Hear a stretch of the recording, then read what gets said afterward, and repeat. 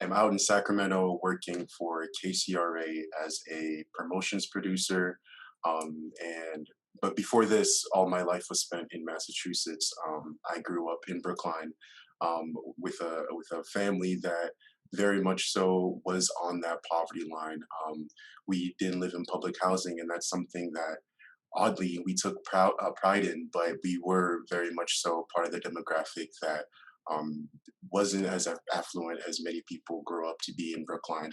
And I went through the whole K-12 system at Lincoln, went to Brookline High, and then, like I said, went to UMass Amherst. And through Brookline High School, I learned so many things when it comes to education because Brookline does have such a great education. But something that I always felt was lacking was an understanding of people's differences and how it affects how they learn and just the experiences and the ways they walk through education.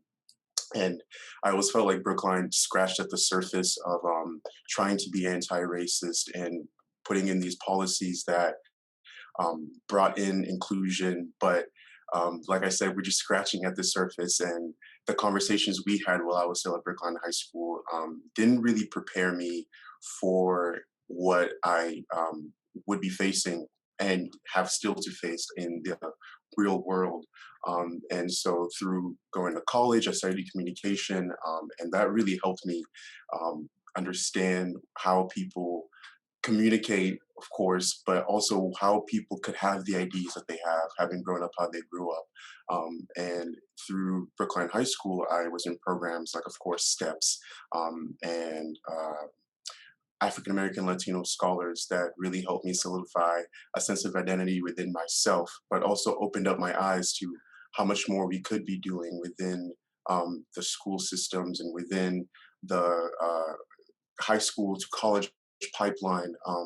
And that's why I've always been so willing to speak at these events, to give my opinion about having gone through the SEP system, because there are so many of my counterparts, or not counterparts, so many of my colleagues, Black and Brown students, who, although provided the resources and provided certain reaches to these programs that promise a betterment, they, because of certain biases, because of certain just narratives that surround these programs, did not reach out or did not achieve or get everything that could come from that. And I feel like that itself doesn't have to do with the person, but has to do with the environment that's cultivated.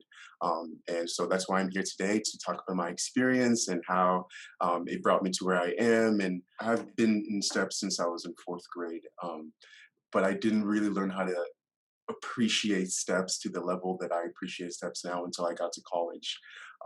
And the college initiative program honestly changed my life because it provided me with so many resources and so much encouragement when it comes to figuring out what you want to do, setting yourself up, and really recognizing all these things you have done and all these wonderful accomplishments and wrapping it up in a way that you can continue to grow.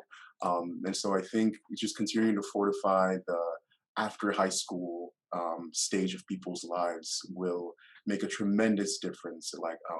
Like I said, teaching things like 401ks, things like that. You can still learn those stuff in college. And so having things, the college initiatives has definitely been one of those things where I appreciated the most out of steps.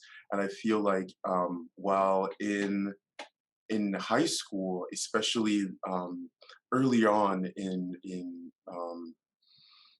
early on in high school, like freshman, sophomore year, having things that you can, spaces where you are outside of school, kind of experiencing, because although we are all brown and black students, we still lived very different experiences. So something that I was going through doesn't mean that necessarily the my colleague was going through it. So just stepping outside of the campus and really being immersed in the world would help students just really see themselves and see others and really relate to not just their black and brown colleagues, but also their white counterparts and such people.